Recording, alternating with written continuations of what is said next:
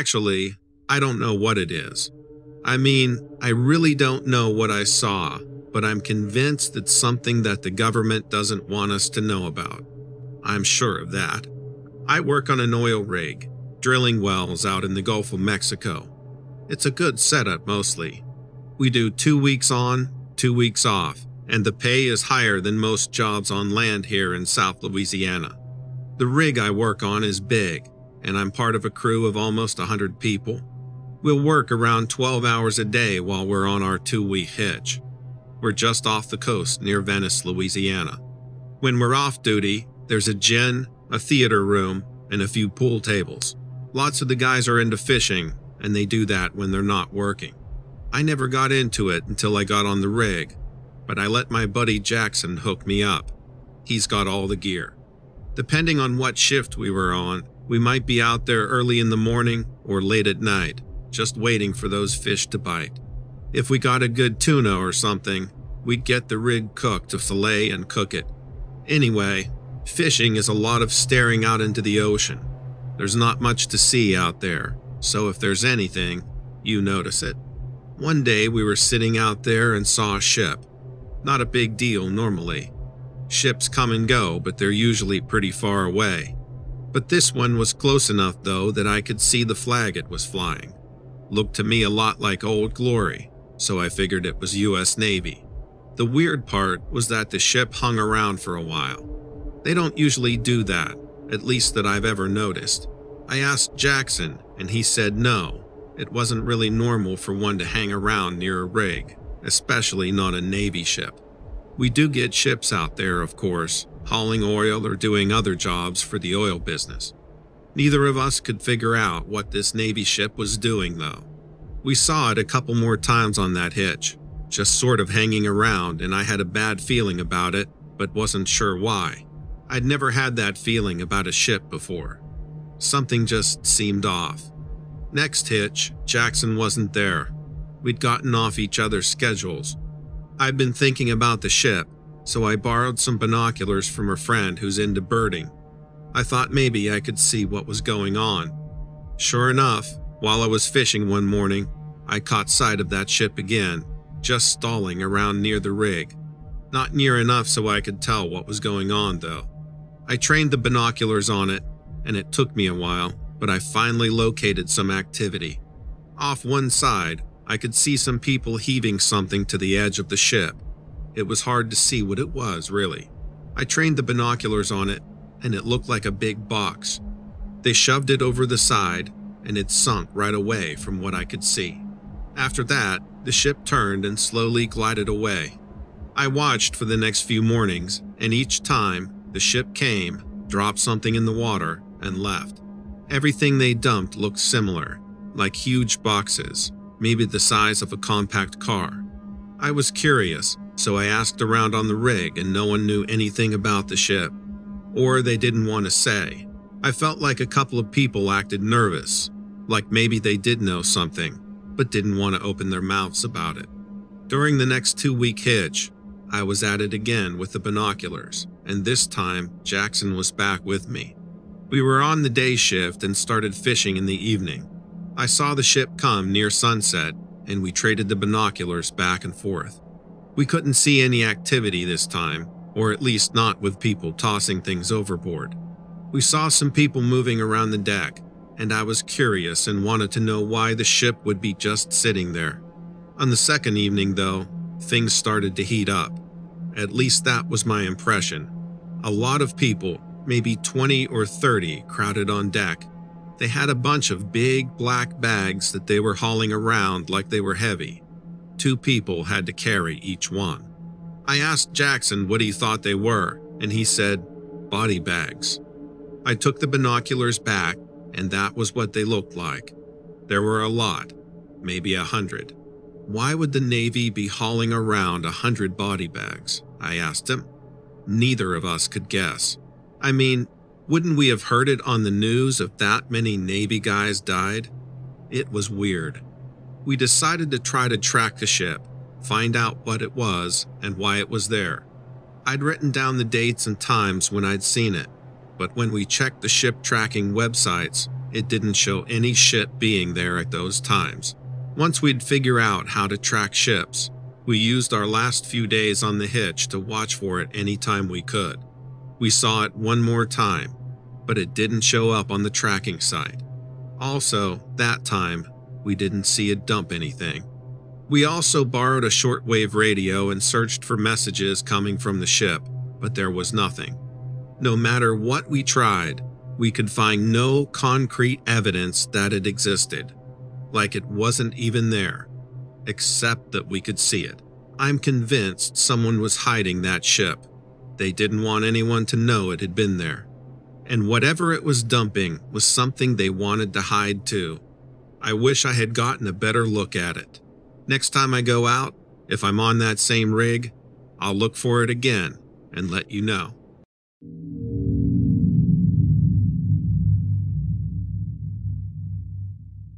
I was driving home from work. I live about 45 minutes from work and I work pretty much every day. I take the drive so often that I usually just kind of zone out on the way home and listen to music. I was tired, and I'm ashamed to say I fell asleep behind the wheel. The next thing I know, I wake up and I've crashed headfirst into a tree. The airbags went off and the car was smoking, but I wasn't seriously hurt, thank God. I do still have whiplash and my back hurts, but it could have been much worse. I'm seriously grateful that I didn't hit another car or a person walking on the side of the road. I immediately called my wife and let her know I was in an accident and I was okay but needed to call the police and my insurance. I got off the phone and got out of the car and looked around. My car is totaled, but had the tree not been there, I would have gone much farther down a hill and possibly been killed. I called 911 and gave them my approximate location as accurately as I could. They said since I blacked out, I could have head trauma and should go to the hospital. I don't have any health insurance, so I was pissed, but as per protocol, they sent an ambulance. Better safe than sorry. Anyway, I was just walking around trying to catch my breath, and I saw something close to my car. I thought it was a deer at first due to the huge antlers on its head. The closer I got to it, I realized this creature was not a deer. This thing towered over my car on its hind legs. It had to be like 8 feet tall. It had huge muscles, red eyes, giant antlers, gray skin, and long black hair. It looked right at me and just stood there. I was in shock. It let out this huge shriek that was the most appalling thing I'd ever heard in my life. It sounded like a wounded animal crying out, but more aggressive and like nothing I'd ever heard before. The police came and the sirens and lights must have scared it off. It ran off into the woods shrieking, and I ran over to the police officer. When I explained what I just saw, he told me to sit down and that I was in shock. He said there was nothing out there to get me and I needed to calm down and breathe. I kept insisting that the creature was just here, but he just kept trying to calm me down. When the ambulance came, I tried to explain to the paramedics what I saw, but they kept saying I most likely had head trauma from the accident and I was just hallucinating. I was seriously pissed off. When I arrived at the emergency room, I tried to explain to anyone that would listen what just happened, but they all kept saying the same thing. They told me to calm down. I was probably experiencing head trauma, and I was hallucinating. I got an MRI on my head, and the doctors determined that I had suffered a mild concussion and would most likely experience whiplash. I asked, if I hallucinated at the scene of the accident, why wasn't I hallucinating now? They just kept insisting that I needed to calm down, which kept making me angrier and angrier. My family got there, and I tried to explain to them what happened. I told them about the antlers, the huge body, the long hair, the red eyes, the awful shrieking noises. Then they, my own family, told me I hallucinated as a result of the head trauma. I just needed to calm down and take it easy. I know my family wanted the best for me and just wanted me to get well, but my own flesh and blood not believing me felt awful. I felt lost when I got home. I called my friends to let them know what happened. All of them told me that I probably just hallucinated as a result of hitting my head, and I needed to relax and let it go. I debated filing a police report, but I already knew what they were going to say to me. I've been feeling so lost since this happened. I called my work and told them I was in an accident and needed to take the rest of the week off. I told my boss about the creature I saw, and he told me it sounded like a creature called Wendigo. He was the first person to believe me, and he claimed that his wife saw a Wendigo in the middle of the woods when on a camping trip. It was so validating, and even though it was such a horrid-looking creature, the fact that somebody else saw it made me feel some relief. My boss's wife and I are planning on getting together at some point to discuss our experiences with the creature that very well could have been a Wendigo.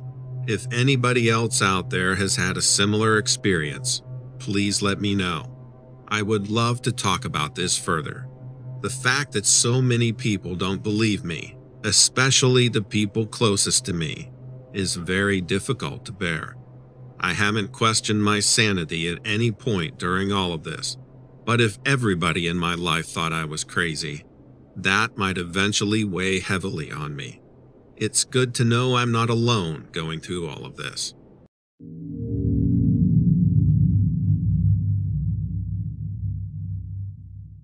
I've loved being a ranger for the past 20 years.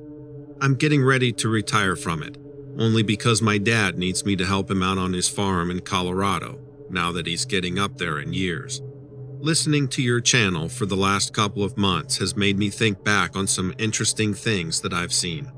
My job has taken me all over the country. Some years ago, I was working out at Santa Rosa Lake State Park in New Mexico. My mom and dad used to like to come down and stay at the campground sometimes in the late fall when they weren't so busy on the farm. My dad liked to fish for walleye in the lake.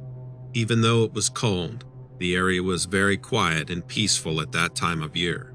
My mom, though, would get a little bored out there. She really wanted to go down to Carlsbad Cavern, which is about 4 hours south of there. I had never been down to Carlsbad, and since I had a couple days off, we decided to drive down together. I had actually been thinking of trying to get a job down there, so it was a good opportunity to check it out.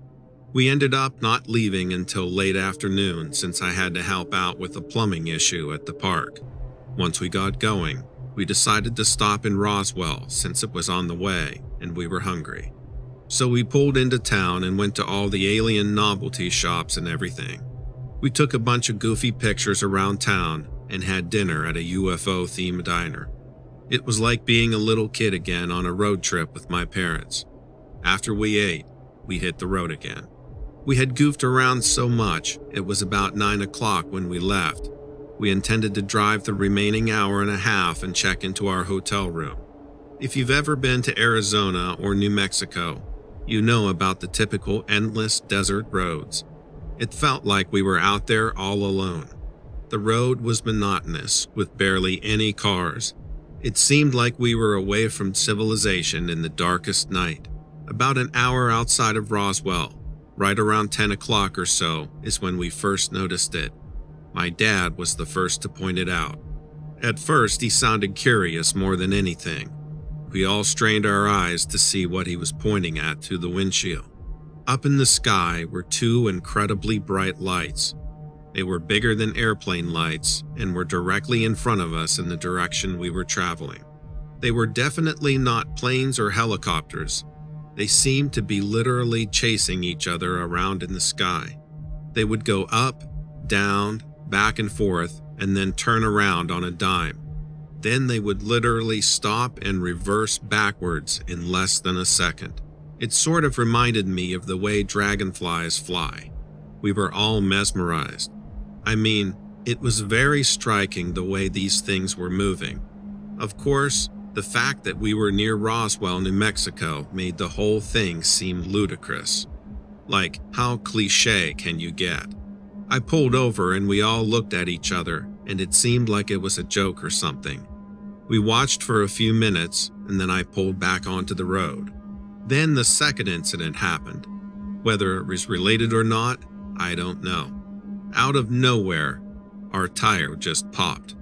It wasn't just a blown tire. We heard a loud bang and then saw sparks.